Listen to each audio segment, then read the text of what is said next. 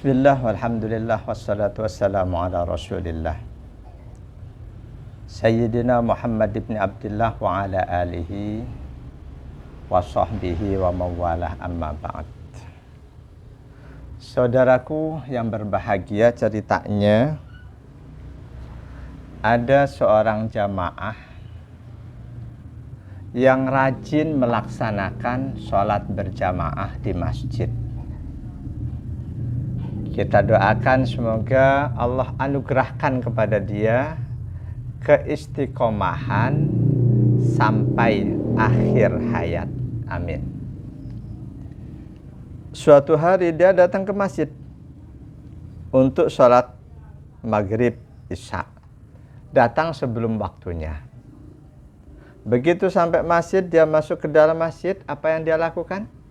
Dia sholat tahiyatul masjid. Ada seorang ustadz yang menegurnya. Ustadz itu bilang bahwa sesudah sholat asar, sebelum matahari terbenam, tidak boleh sholat.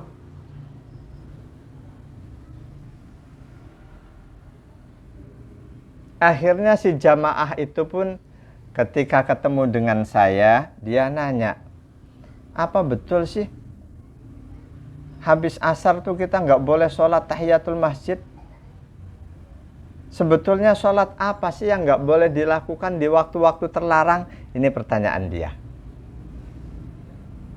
Inilah yang akan saya uraikan. Siapapun kita muslim harus tahu memang betul dalam Islam ada 5 waktu yang kita tidak boleh mengerjakan sholat. 5 waktu ini merupakan akumulasi dari 2 hadis. Hadis pertama isinya 3 waktu yang dilarang. Hadis kedua tambah 2 waktu. Selengkapnya hadis itu an Uqbah bin Amir al-Juhani yaqulu salasu sa'atin kana Rasulullah sallallahu alaihi wasallam yanhana an nusalliya fihinna aw an nakbura fihinna mawtana. Dari sahabat Uqbah bin Amir al-Juhani radhiyallahu anhu, beliau berkata, ada 3 waktu, salasu sa'atin, ada 3 waktu di mana Rasulullah sallallahu alaihi wasallam melarang kami untuk mengerjakan sholat di 3 waktu itu, dan juga melarang kami untuk menguburkan jenazah kami, mayit kami. 3 waktu itu yang pertama, hina tatlu asy-syamsu bazighatan hatta tartafi'a. Ketika matahari terbit, baru nongol, baru terbit, sampai benar-benar mulai tinggi. Sampai lingkaran matahari sudah sepenuhnya di atas ufuk. Pertama. Yang kedua, wahina yaqumu qa'imud dhahirah wa hatta tamila samsu. Ketika seseorang berdiri tegak tanpa ada bayangan, sampai muncul bayangan, sampai matahari lengser, bergeser ke arah barat. Ada bayangan ke arah timur. Ini yang kedua. Yang ketiga, wa hatta tadayyafus samsu lil ghurub hatta tagruba, ketika matahari sedang berjalan untuk terbenam sampai betul-betul terbenam. Ini 3 waktu yang Rasulullah melarang para sahabat mengerjakan sholat dan menguburkan mayit. Hadis ini riwayat Imam Ahmad, Imam Muslim 1966, Abu Daud, At-Tirmidzi, An-Nasai, dan Imam Ibnu Majah. 2 waktu lagi yang oleh Rasul kita dilarang mengerjakan sholat ada di hadis berikutnya. An Abi Hurairah radhiyallahu anhu anna Rasulullah sallallahu alaihi wasallam naha anis sholati ba'dal asri hatta tagrubas syams. Dari sahabat Abu Hurairah radhiyallahu anhu, beliau berkata bahwa Rasulullah sallallahu alaihi wasallam melarang mengerjakan sholat sesudah kita sholat asar sampai matahari terbenam. Wa anis sholati ba'da subhi hatta tatlu asamsu. Dan juga Rasul melarang kita mengerjakan sholat sesudah kita sholat subuh sampai matahari menjelang terbit. Hadis ini riwayat Imam Malik, Imam Syafi'i, Imam Ahmad, Imam Muslim 1957 dan Imam An-Nasai. Dua hadis ini kalau disatukan ada 5 waktu yang kita dilarang mengerjakan sholat. Pertama, setelah kita sholat subuh sampai matahari menjelang terbit. Dilanjutkan dengan ketika matahari mulai terbit, pelan-pelan muncul sampai betul-betul sudah terbit, sudah agak tinggi. Yang kedua. Yang ketiga, ketika matahari pas berada di tengah-tengah, tandanya nggak ada bayangan. Sampai matahari mulai bergeser ke arah barat, bayangan muncul ke arah timur. Yang ketiga,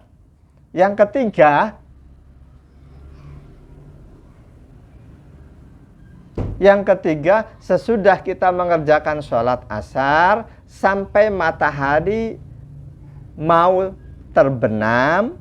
Yang keempat. Dan yang kelimanya, ketika matahari mulai terbenam sampai betul-betul terbenam. Itulah 5 waktu yang kita dilarang mengerjakan sholat. Lantas kenapa perlu ada pertanyaan, sholat apa saja yang dilarang? Apakah semua sholat nggak boleh dikerjakan di 5 waktu itu?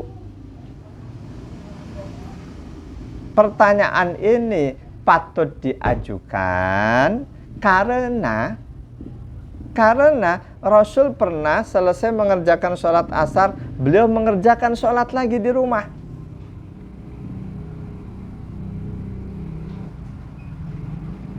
Selesai mengerjakan sholat asar, beliau mengerjakan lagi sholat di rumah.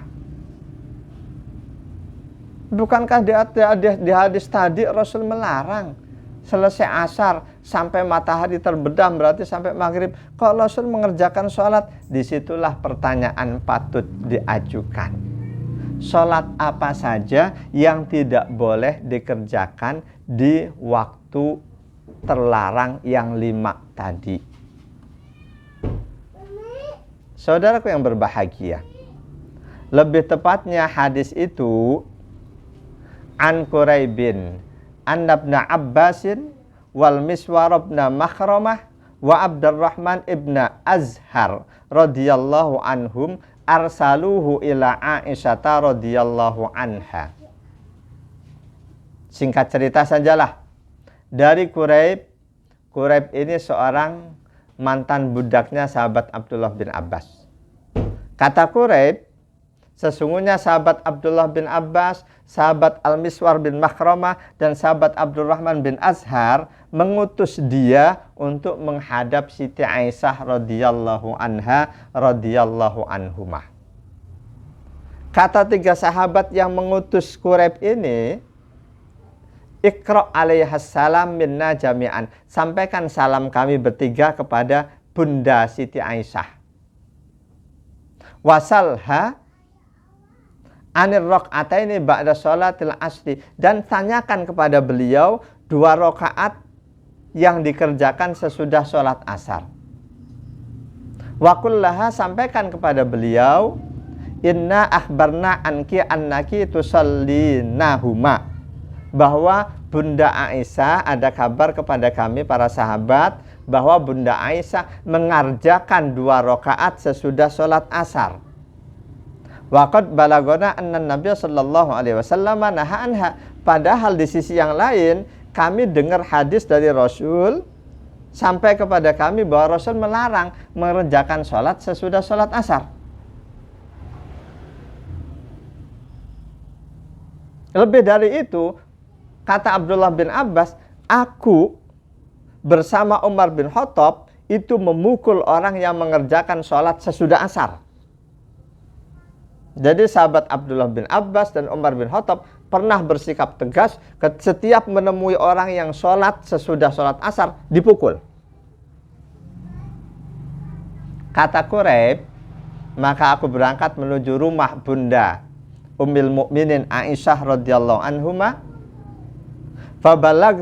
fabalagtuha ma arsaluni, aku sampaikan kepada Ummul Mukminin Siti Aisyah apa yang dipesankan oleh 3 sahabat tadi, bahwa aku diutus menghadap beliau untuk menanyakan perihal sholat 2 rakaat sesudah sholat asar. Faqalat, kata Ummul Mukminin Aisyah, sal Umma Salamah, kamu datangi rumah Ummu Salamah, tanyakan kepada dia, kepada Ummu Salamah radhiyallahu anha. Kata Quraib, maka aku pun keluar dari rumah Siti Aisyah. Aku kabarkan, aku pulang dulu ke rumah. Aku pulang ke rumah,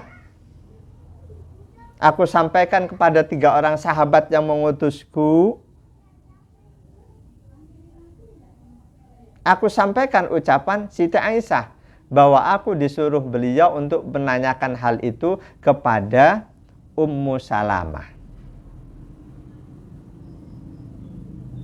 Lalu 3 orang sahabat menyuruhku untuk mendatangi Ummu Salamah, sebagaimana menyuruh aku mendatangi Siti Aisyah. Ketika aku sudah berhadapan dengan Ummu Salamah radhiyallahu anha, beliau berkata, Sami'tun Nabiya sallallahu alaihi wasallam yanha anha. Betul, aku pun mendengar Nabi sallallahu alaihi wasallam melarang mengerjakan sholat sesudah sholat asar. Nabi melarang mengerjakan sholat sesudah sholat asar. Summa ra'aituhu yusallihima hina shallal asra, tapi aku pernah melihat ketika beliau pulang dari sholat asar, beliau mengerjakan sholat 2 rakaat.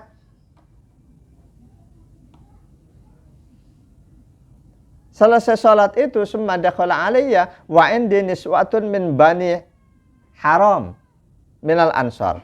Rasul masuk kepadaku pada saat itu. Di kamarku, di rumahku ada wanita-wanita dari kalangan Bani Haram, seorang kabilah, satu kabilah Ansor. Fa arsaltu ilaihil jariyata, karena Rasul nggak jadi masuk kepadaku melihat aku sedang ketemuan kaum wanita, aku kirim seorang budak wanita jariyah. Fakultu, aku katakan kepadanya, kumi bijambihi fakulilahu, taqulu laka Ummu Salamah ya Rasulullah, sami'tu kana tanha anhataini wa araka tusallihima. Sampaikan, datangi Rasul, berdirilah kamu di samping Rasul, dan katakan kepada Rasul bahwa Ummu Salamah bertanya kepadamu wahai Rasulullah, berkata kepadamu, aku mendengar engkau melarang mengerjakan sholat sesudah sholat asar, tapi kok aku melihat kamu mengerjakan 2 rakaat sesudah asar. Ini perintah Ummu Salamah kepada seorang jariyah, budak wanita. Kata Ummu Salamah, fa'in asyara biyadi fastakhiri anhu. Kalau Rasul ngasih isyarat kamu suruh minggir dulu, ya kamu harus minggir, pergi dulu. Fafa'alatil jariyatu, si jariyah budak wanita itu melaksanakan perintah Ummu Salamah. Ketika sampai di dekat Rasul, fa'asyara biyadihi, Rasul ngasih isyarat dengan tangan beliau agar si jariyah ini mundur dulu, pergi dulu. Fastakhartu anhu, kata si jariyah, maka aku pun meninggalkan Rasul. Falamman sarafa qala. Nah, ketika selanjutnya Rasul sudah selesai, tamu-tamuku sudah pergi, Rasul mendatangi aku, kata Ummu Salamah. Lalu Rasul berkata, ya binta Abi Umayyah, wahai putri Abu Umayyah, sa'alti anir rak'ataini ba'dal asri, kamu menanyakan tentang 2 rakaat yang aku kerjakan sesudah sholat asar. Wa innahu atani nasun min Abdul Qais, sesungguhnya tadi setelah sholat duhur beberapa orang dari kabilah Abdul Qais datang kepadaku bertamu. Fasagoluni anir rok'ataini lataini ba'da duhri. Karena aku ketamuan mereka, mereka menyibukkan aku sehingga aku tidak mengerjakan 2 rakaat sesudah sholat duhur. Fahuma hatani. 2 rakaat sesudah duhur itulah yang tadi aku kerjakan sesudah sholat asar. Hadis ini riwayat Imam Bukhari 1233, Imam Muslim 1970 dan Imam Abu Dawud. Artinya di sini Rasulullah mengqadha sholat ba'diyah duhur dikerjakan sesudah sholat asar. Ada satu hadis lagi. Wa an Anas bin Malikin radhiyallahu anhu anna Rasulullah sallallahu alaihi wasallam qala man nasiya sholatan falyusalliha idza dzakaraha la kaffarata laha illa dzalika. Hadis riwayat Imam Malik, Imam Syafi'i, Imam Ahmad, Imam Muslim 1598, Abu Daud, At-Tirmidzi, An-Nasai dan Imam Ibnu Majah. Dari sahabat Anas bin Malik radhiyallahu an, sesungguhnya Rasulullah sallallahu alaihi wasallam bersabda, siapa saja yang lupa mengerjakan sholat, maka kerjakanlah sholat itu ketika dia ingat. Artinya kapanpun ingatnya. Meskipun ingatnya itu sesudah asar, sebelum waktu matahari terbenam, kerjakan. Kata beliau, la kaffarata laha, tidak ada tebusan untuk sholat yang ditinggal, illa dalik, kecuali dengan mengerjakan sholat itu. Camkan baik-baik, tidak semua sholat dilarang dikerjakan di waktu-waktu yang terlarang. Tidak semua sholat nggak boleh dikerjakan di 5 waktu yang dilarang tadi. Tidak semua sholat. Sholat yang disepakati seluruh ulama, seluruh 4 madhab, sholat yang tidak boleh dikerjakan di 5 waktu terlarang tadi adalah sholat sunnah mutlak. Sholat sunnah mutlak. Cuma sholat sunnah mutlak yang disepakati. Sedangkan sholat sunnah yang memiliki sebab, sholat sunnah yang memiliki sebab itu diperselisihkan oleh ulama, boleh dikerjakan di waktu-waktu terlarang atau tidak.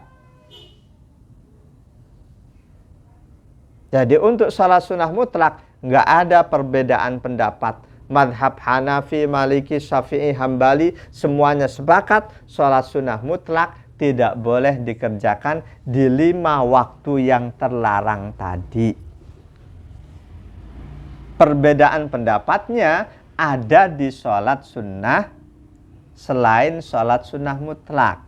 Berarti sholat sunnah yang memiliki sebab atau sholat sunnah yang memiliki waktu. Sholat sunnah yang memiliki sebab disebabkan masuk masjid, sholat tahiyatul masjid. Disebabkan wudhu, sholat sunnah wudhu. Dan lain sebagainya. Termasuk disebabkan kita lupa mengerjakan sholat wajib, kita qadha.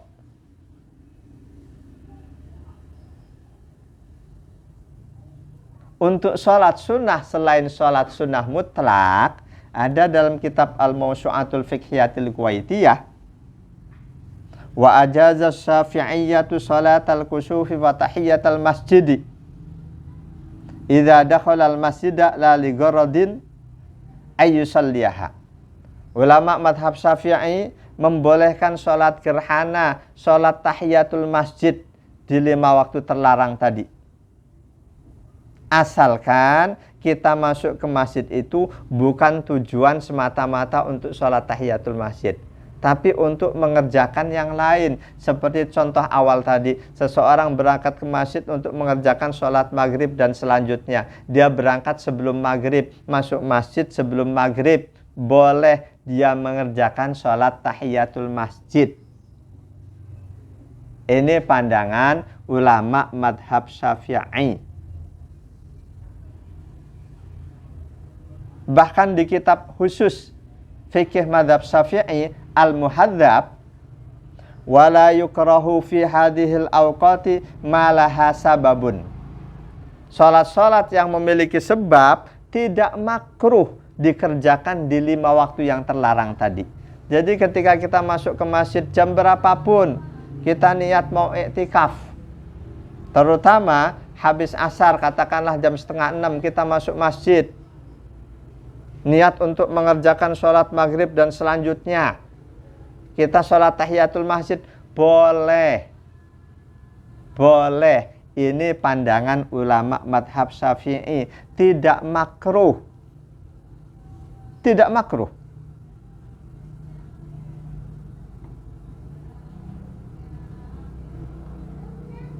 Di Syarah Al-Muhadzab, Al-Majmu' Syarah Muhadzab, kata Imam Nawawi, amma hukmul mas'alati famadhabuna anna nahya anis salati fi hadhil awqati innama huwa an salatin la sababalaha. Bahwa dalam pandangan madhab kami, madhab Syafi'i, larangan sholat di 5 waktu terlarang tadi itu hanya untuk sholat yang tidak memiliki sebab, alias sholat sunnah mutlak. Itu yang nggak boleh. Fa amma ma laha sababun fala karahata fiha. Adapun sholat yang memiliki sebab, nggak ada kemakruhan. Nggak ada kemakruhan. Ini pandangan ulama madhab Syafi'i. Jadi dengan ini saya berharap umat Islam faham bahwa 5 waktu yang dilarang mengerjakan sholat itu dalam pandangan Syafi'i, madhab Syafi'i, khusus untuk sholat sunnah mutlak, bukan untuk sholat-sholat sunnah yang lain. Semisal tahiyatul masjid, sholat sunnah wudhu, boleh. Boleh. Dalilnya diantaranya Rasul pun setelah sholat asar masih mengerjakan sholat sunnah. Sholat qodok ba'diyah duhur oleh beliau dikerjakan sesudah asar. Semoga Allah berikan kita semua kefahaman terhadap masalah ini. Terima kasih. Wal afa minkum. Wassalamualaikum warahmatullahi wabarakatuh.